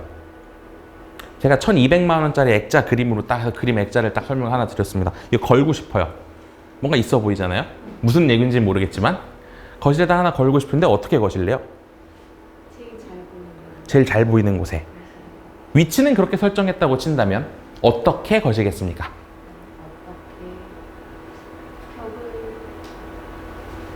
뚫으면 벽에 상처가 생기니까. 아, 그쵸. 뭐 벽에 상처 내는 게 싫다 그러면 네. 뭐 요즘 많이 쓰는 있더라. 레일 이렇게 설치해가지고 위에다 거시는 분들도 계시고 전세입니다. 남의 집이에요. 못 박아도 돼요. 내 집 아니니까. 뭐 현실은 반대긴 하지만 그럼 어떻게 하시겠습니까? 어떻게 하시겠습니까? 아, 그쵸. 또 어떻게 하시겠습니까? 안전하게 어떻게 거시겠습니까? 걸지 않고 제일 자, 여러분들은 저에게 탄성을 내비치게 되실 거예요. 제가 여러분들의 예상 정답을 미리 다 적어왔어요. 남편을 부르시면 됩니다. 알아서 걸어줄 거니까요. 두 번째, 어떻게 하신다고요? 걸지 않고 세워둘 거예요. 그리고 우길 겁니다. 이게 요즘 트렌드야. 몰라? 촌스럽기는. 그쵸? 아까 못 박는다 하셨죠? 냅다 두들기면 됩니다. 언젠간 구멍이 뚫리니까 액자를 걸 수 있을지도 몰라요. 조금 더 도구를 쓰면 뭐 드릴 써서 벽면에 나사 받고 걸겠다 정도 나올 수 있겠죠. 이 중에 정답이 있을까요? 자, 여러분들이 수학을 못했던 이유는 바로 이거일 거예요. 무슨 얘기냐면 수학 문제도 마찬가지입니다. 지금 이런 식으로 그냥 무작정 덤빈다거나 또는 포기죠. 애초에 걸어달라 그랬는데 안 겁니다. 안 걸고 뭐라고 얘기하는 거죠? 어려운 거야. 시험에 안 나와. 내가 못 풀 것 같으니까 선생님 풀어주세요. 나 이거 모르겠어요. 선생님 풀어주고 가면 잘 걸렸구만. 반성하셔야 돼요. 어머님들이 액자를 이렇게 걸고 계셨기 때문에 우리 아이들이 수학을 못하는 거다라고 얘기하면 제가 돌매를 맞겠죠. 농담이고요. 이게 두 가지가 여러분들이 제시하셨던 가장 그래도 뭔가 어쨌든 걸 수는 있는 방법이라면 제가 생각하는 정답은 이거예요. 그리고 수학 문제도 이렇게 풀어야 합니다. 벽면을 두드려 봅니다. 벽의 재질이 뭔지 확인을 하는 거죠. 이거 콘크리트 벽이다. 아니다. 이거 나무 합판이다. 이거 석고보드다. 이 무게 견딜 수 있다 없다. 부터 확인하고 뭐 콘크리트다 그러면 그냥 못이 안 박힙니다. 구멍부터 뚫고 그곳에다가 나사 다시 걸고 그 다음에 액자 걸고 감상한다. 이게 제가 원하는 정답이에요. 그리고 수학 문제를 이렇게 풀어야 해요. 근데 수학 문제를 어떻게 풀고 있었으니까 이렇게 풀고 있었으니까 우리 아이들이 문제를 풀어도 의미가 없었던 겁니다. 선생님들이 그냥 싹 풀어줍니다. 선생님들이 여기다 대고도 망치질을 하는 것 같아요. 저는 이 생각을 하고 망치질을 합니다. 이거 콘크리트 벽 아니니까 그냥 못질 해도 돼. 합판이니까 그냥 뚫으면 돼. 그리고 망치질을 합니다. 근데 우리 아이들이 그런 생각 안 해요. 그리고 그냥 가가지고 선생님 여기다 못 박으래. 꽝! 꽝! 하고 못이 박혔습니다. 그러니 풀었다고 착각합니다. 그리고 집에 가서 뭘 연습했니라고 물으면 오늘 망치질 하는 걸 배웠어. 이렇게 얘기하는 거죠. 망치질이 중요한 게 아니에요. 뭘 배웠어야죠, 지금? 벽에 액자를 걸 때 어떤 프로세스로 문제를 풀어야 하는지 액자를 걸 때 그 방법을 배웠어야 되는데 기껏 망치질 배우고 간 게 다예요. 그러니까 공부가 될 리가 없죠. 이렇게 문제를 푼다라는 거는 다시 말하면 문항의 구조부터 분석하는 게 시작이어야 합니다. 문제를 꼼꼼하게 읽으면서 이거 어떤 단원의 문제인 것 같다. 내가 배웠던 얘기 중에 무슨 얘기가 있는데 라는 거를 먼저 확인하는 거죠. 즉 단원과 개념, 구하려는 것과 구할 수 있는 것, 그 다음에 그걸 뒷받침하는 문제의 조건들을 먼저 확인하고 그 다음 아이디어를 떠올려야 합니다. 근데 이 아이디어 중간에 클리셰라는 게 하나 들어가요. 아직 저 친구들에 대고 설명 한 번도 안 한 내용인데요. 저 클리셰가 핵심이에요. 고1 수학의 핵심입니다. 클리셰랑 아이디어는 크게 보면 이런 느낌이에요. 클리셰라는 건 이런 거죠. 자, 우리가 영화를 봅니다. 공포 영화예요. 어디 산장에 갇혔대요. 제일 먼저 호기롭게 야이씨 맨날 여기 있을 순 없잖아. 내가 앞에 가서 확인해보고 올게 하고 간 친구는 오지 않아요. 어떻게 발견되죠? 죽은 상태로 발견됩니다. 그게 클리셰예요. 알 겁니다. 적군과 적의 보스와 열심히 싸웁니다. 그리고 해치웠나? 하면 살아나요. 이게 클리셰예요. 이런 느낌의 장치가 수학 문제도 있어요. 이런 표현이 등장하면 이런 생각을 해야 돼. 보통 이렇게 풀려. 근데 이건 개념이 아니에요. 클리셰니까. 1학년 수학에서 제일 중요한 정복해야 되는 지점은 바로 저 클리셰입니다. 그리고 그 클리셰별로 써야 되는 아이디어가 달라요. 그래서 그것들을 정리하는 시간이 필요합니다. 즉, 문제를 분석했다. 그래서 어떤 단원의 문제인지를 알았다. 그렇다면 문항에 존재하는 클리셰와 아이디어들을 다시 떠올려 보고 그 두 개를 조합하면 솔루션이 나오는 겁니다. 그럼 풀면 끝이에요. 그러니까 복습을 한다는 건 이거와 이거를 복습하는 거죠. 이걸 복습하는 게 아니죠. 근데 우리 아이들이 보통 문제 풀으라 그러면 저거 하고 있어요. 솔루션 하고 싶어 해요. 풀고 싶어 하는 거죠. 근데 풀기 전까지의 과정이 더 중요한 건데 그걸 몰라요. 왜? 안 가르쳤으니까 그렇게. 보통 그렇게 안 가르치거든요. 가르치기 쉽지가 않아요. 그리고 왜 그런 문제를 찾는다는 것도 쉽지 않고 그렇게 루틴화해서 도구화해서 정리한다는 것도 쉽지가 않고 그래서 그걸 합니다. 수업 시간에. 클리셰, 그 다음에 수학적 상황, 그 상황에 맞춘 접근법과 아이디어들 시간이 없으니까 조금 이렇게 넘어갈게요. 요것들을 전달하는 수업이 제가 내신 대비에 진행하는 수업이에요. 진도는 솔직히 말씀드리면 방학 때 다 나갑니다. 방학 때 나가고 내신 들어가면 한 번 더 나가기는 해요. 조금 더 빠르게. 대신 왜 빠르게 다시 나가냐? 제가 할 클리셰들을 사이사이에다가 끼워 놓는 거죠. 이런 얘기들이 등장할 수 있어. 그래 놓고 그 클리셰를 사용해서 문제 푸는 거를 실제 수업 시간에 전달을 합니다.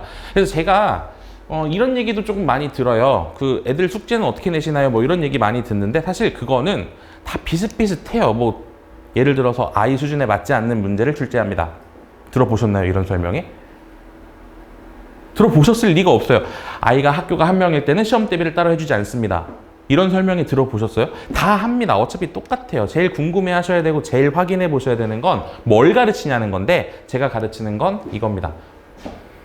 이거와 이걸 사용해서 문제가 어떻게 풀리는지를 설명하는 게 제 수업의 목표이자 내신 대비의 핵심입니다. 아직 저 친구들하고도 한 번도 해본 적이 없어요. 이제 해봐야 해요. 근데 이거 하면 생각보다 아이들이 재미있어 합니다. 처음 들어보는 내용들도 있을 거고요. 아, 저렇게 생각해야 되는 줄은 한 번도 몰랐는데요. 이런 얘기를 굉장히 많이 해요. 대신 문제가 쉽지 않겠죠. 왜? 생각하게끔 유도하니까. 생각하라고 가르치니까. 아까 적어놨잖아요. 뭘 가르친다고요? 생각의 과정을 가르친다고요. 이런 생각했더니 이게 나와. 그러니까 외워가 아니라 이런 생각을 하면 이런 과정을 통해서 얘가 나와.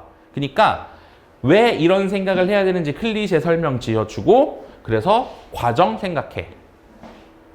복습을 이걸 하길 바라는 거. 이렇게 가르치면 복습할 게 생깁니다. 노트를 써도 노트에 적을 게 생겨요.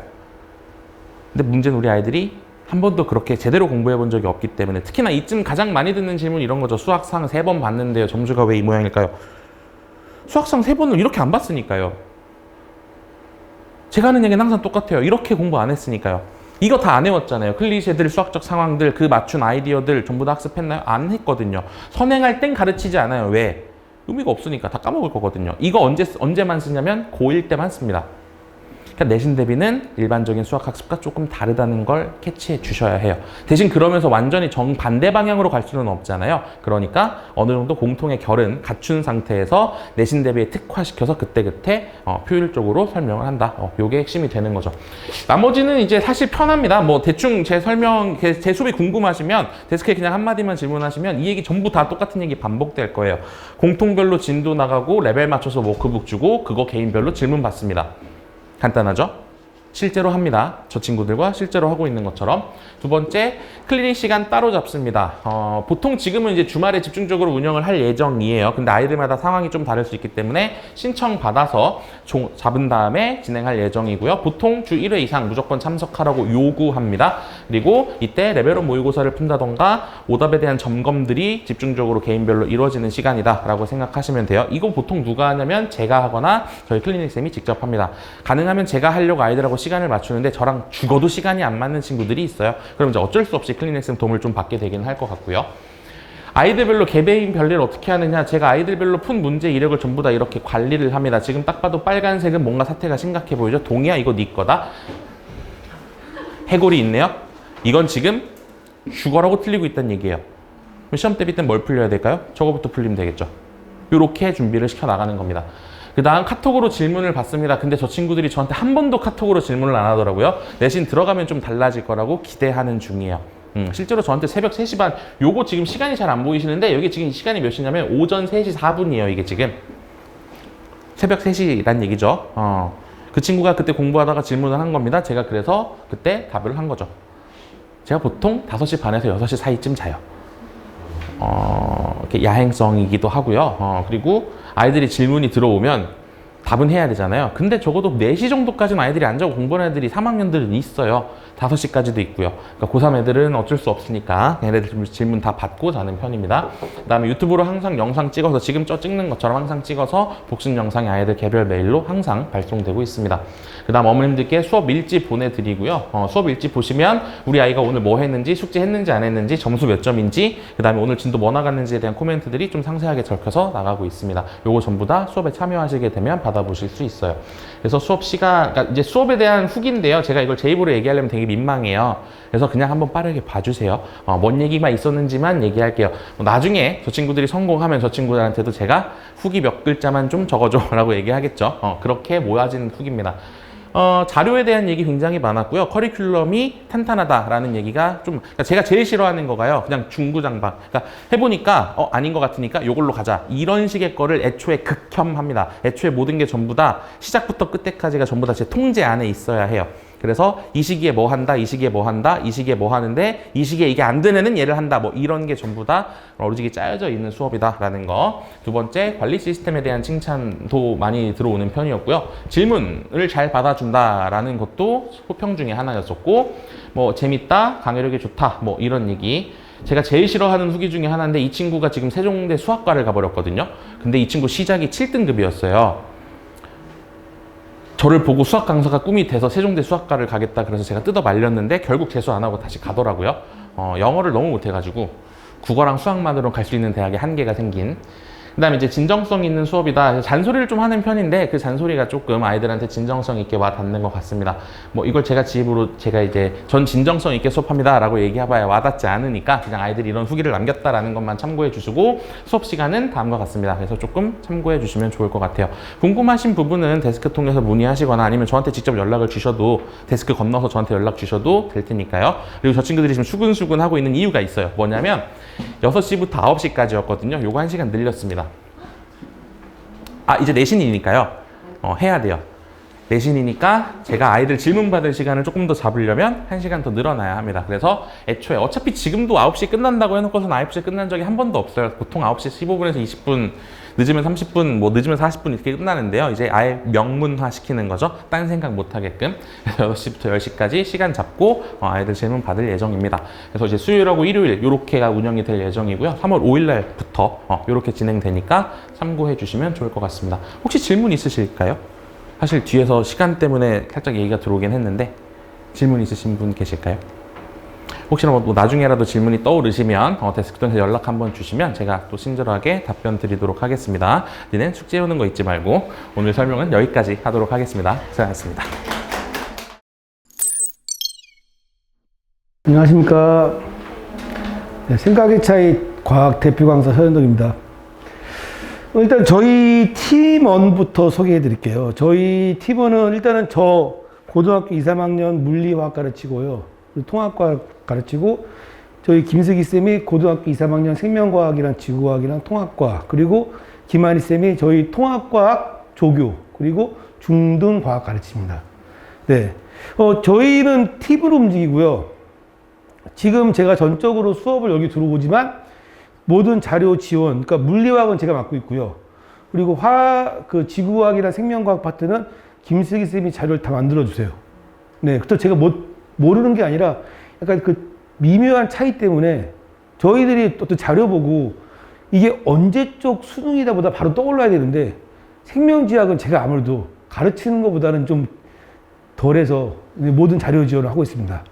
그리고 이제 뭐 거기 다음 페이지 보시면 아마 중학교랑 고등학교 과학의 차이인데 크게 뭐 그거는 이제 참고하시고 중학교랑 고등학교랑 성적 차이. 그리고 자 이제 저희가 이게 제가 지금 띄운 거는 뭐냐면 통합과학 특징인데요. 어머님들이 통합과학을 막연하게 그냥 암기 아니야? 라고 생각을 하세요. 근데 덥지 않으세요? 안 더우세요? 네. 아니요, 안 넣으신 것 같아요. 네. 그래서 그 통합과학 특징이 뭐냐면, 일단 암기 과목은 절대 아니고요. 네. 학생들이 아시죠? 네. 절대 암기가 굉장히 어렵습니다. 그리고 물리, 화학, 생명, 지구과학이 정확히 구분되어 있어요. 이 구분이 되어 있다는 것은요, 고등학교에 들어오시는 쌤들도 전공쌤이 들어오세요. 그냥 통합과학쌤이 있는 게 아니라 2학년, 3학년 가르치시는 분들이 통합과학을 들어오시고요. 그러면, 얘들이 잘하네? 상대평가니까 난이도를 올려야겠는데, 그때 이제 2학년, 3학년 선행 문제가 나와요. 아이들이 몰라요. 그냥 어려웠어요. 근데 저희 보면, 이거 2학년, 3학년 문제인데, 딱 거긴 한 번에 알아요. 그래서 결론이 뭐냐면요. 고득점을 받기 위해서는 그 모든 영역이 다 어렵진 않아요. 근데 고득점을 위해서는 그 학교별, 영역별, 선생님별 특성 파악이 돼야 돼요. 가령 하남고는 화학이 어렵고 미사, 미강은 물리나 생명이 어렵고 그게 파악이 돼야 돼요. 그게 이제 공립학교는 매년 바뀌어요. 그래서 초기에 어떻게 가르치는지 판단을 해야 돼요. 초기에. 저희가 계속 아이들한테 물어봐요. 학교에서 프린트 뭐 받았니? 어떤 수업 했니? 그럼 아이들께서 알려주면 저희가 대충 이제 감이 잡혀요. 이 쌤이 이런 생각이구나. 옛날 자료로 다시 돌리는 분이구나. 교과 연구 꼼꼼히 하시는 분이구나. 제일 무서운 분이 교과 연구 꼼꼼히 하시는 분이에요.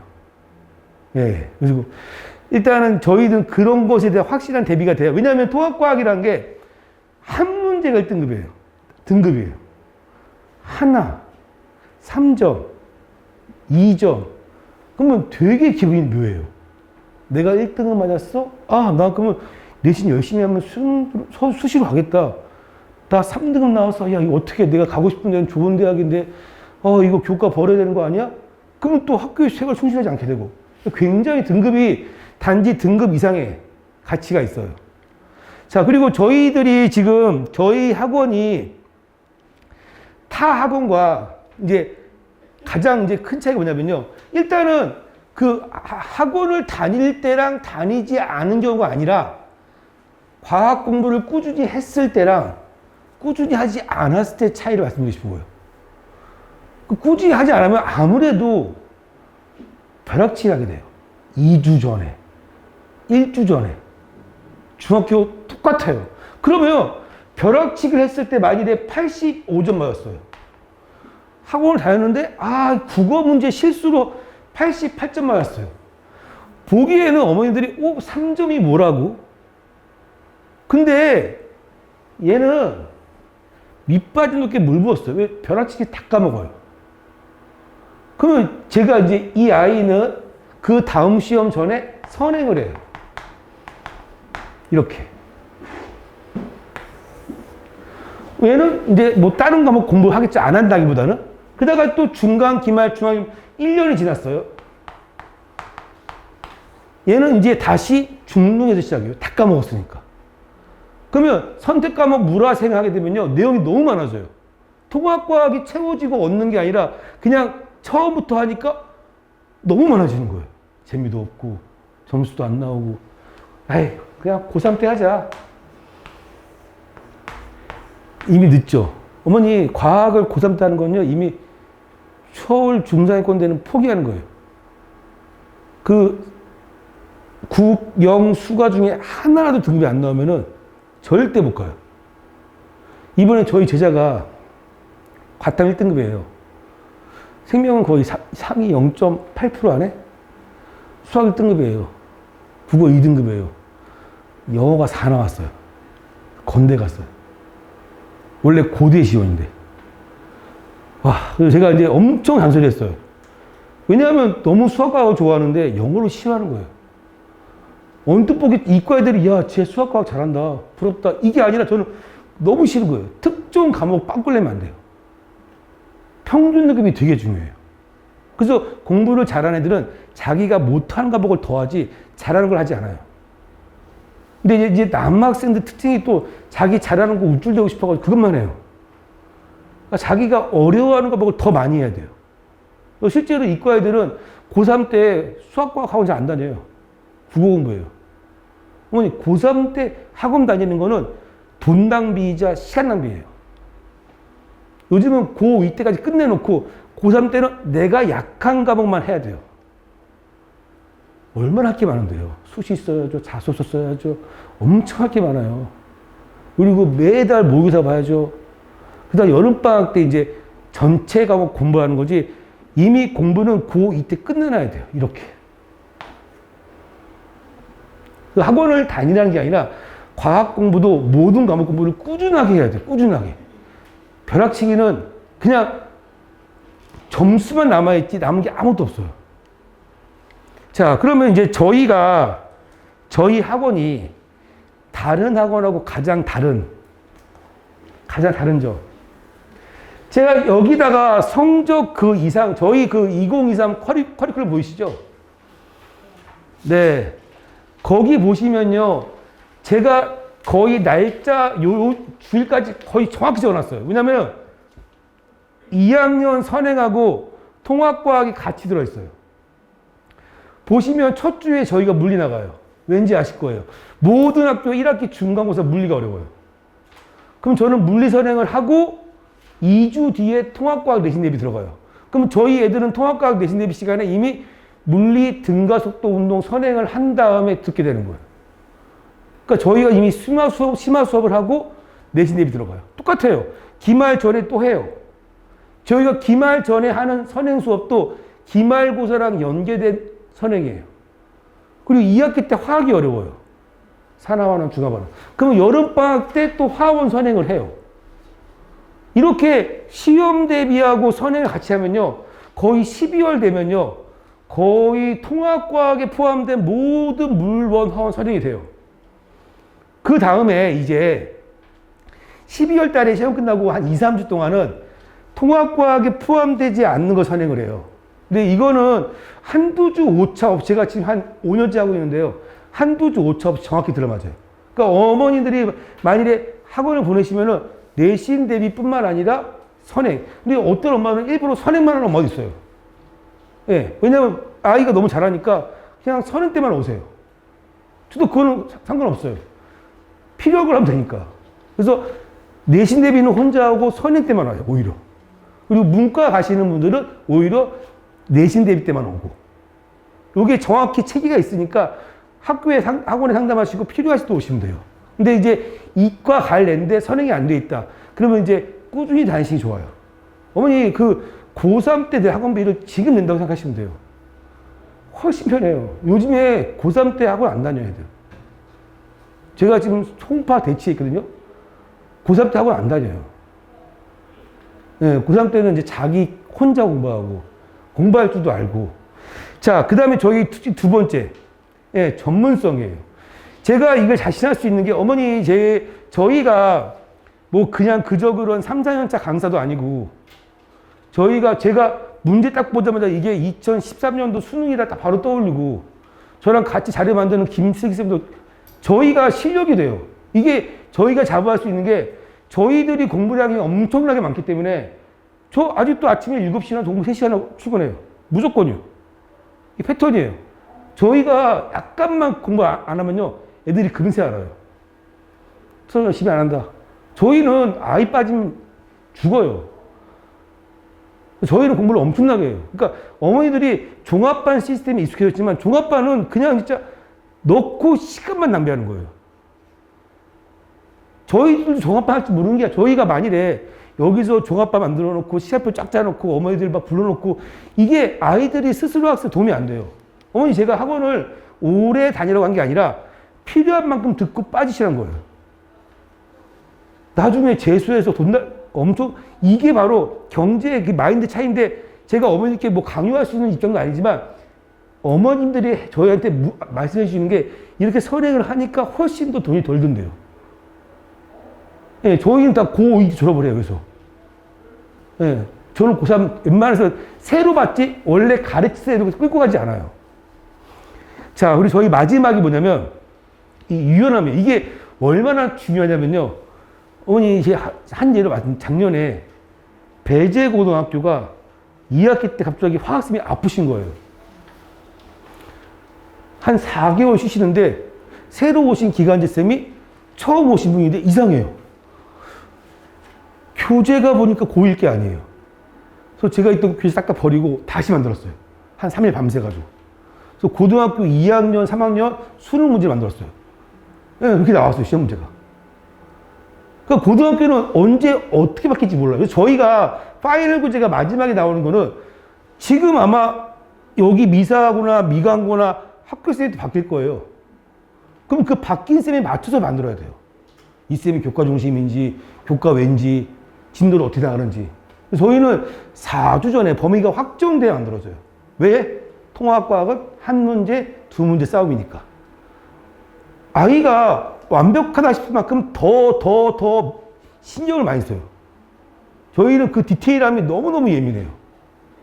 자, 그래서 저희 장점이 수업 그 이상이고 전문성이고 가장 큰 장점은 그러니까 저희는 계속 내용이 바뀌어요. 방향성이. 근데 정보가 확실하게 들어오는 순간부터. 자, 저희가 그리고 지금 이제 간단하게 학교 유형을 분석해 드릴게요. 자, 미사 같은 경우는 지금 이게 PDF를 좀 이렇게 확장하면 잘 안 보이실 텐데 보시면 이게 서술형이에요. 어머니,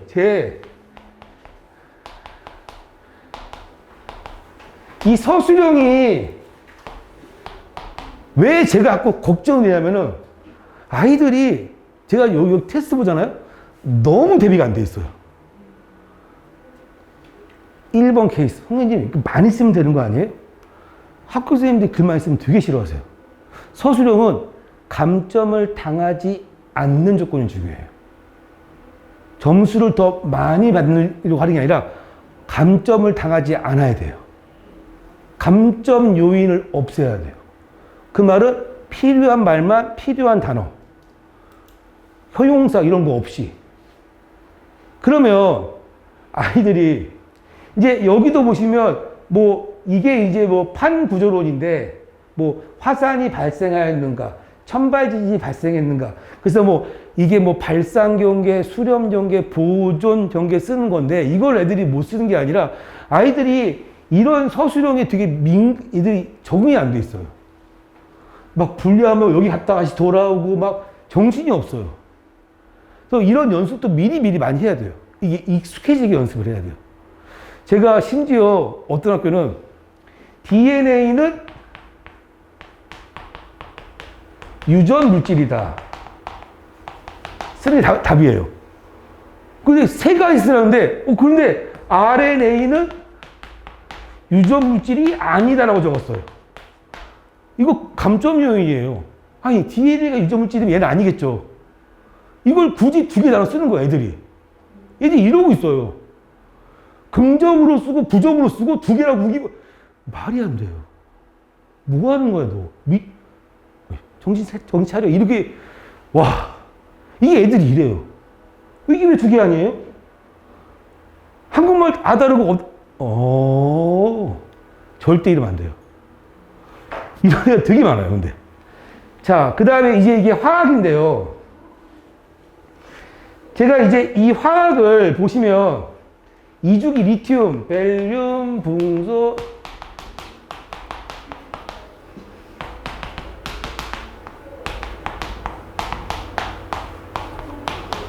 제가 이제 애들 알지만 제가 되게 잔소리해요. 나트륨은 3주기 1쪽, 3주기 17쪽은 염소, 그 위에는 플루오리, 옆에는 산소 계속 암기시켜요. 이게 왜냐하면 아이들 시험 볼 때 수혜 리베로예요. 제가 잔소리 하시죠. 네. 왜냐하면 이게 딱 보자마자 얘가 누구? 여기 지금 2주기 2족은 얘예요. 원자 번호 4번. 껍질 2개. 원자 번호 2개. 이게 바로 나와야 돼요. 이게 아무것도 아닌 것 같잖아요. 애들이 안 해요. 그냥 수혜 리베로 하고 천천히 떠올려도 되니까. 막상 시험 하잖아요. 정신이 없어요. 원자 번호, 그 다음에 주기, 화학적, 이 조기거든요. 그러니까 주기랑 조기랑 원자과 전자를 계속 끊임없이 물어봐요. 이게 이제 화학 문제, 이게 전형적인 케이스예요. 이게 약간 수능형. 근데 교과 외는 아니에요. 그러니까 중간 난이도인데 아마 여기 미사고는 화학 시험이 어려울 수도 있어요. 네. 어머니, 매년 시험 어려워져요. 왜요? 아이들이 이렇게 공부를 열심히 해요. 매년. 성경들이 항상 하는 말. 해마다 애들 수준이 높아진다. 이게 가르칠 때 알아요. 여기 애들도 공부해 갔잖아요. 얘네가 가만히 있겠어요? 수업 시간에? 다 알고 있는 것처럼 말하면, 선생님들이, 쟤네 봐라? 그럼 나도 모르게 어렵게 내야지. 자, 그러니까 선행하는 애들이 문제인데 어쩔 수 없어요. 어머니, 이게 미사고 물리학 문제인데요. 어머니, 이게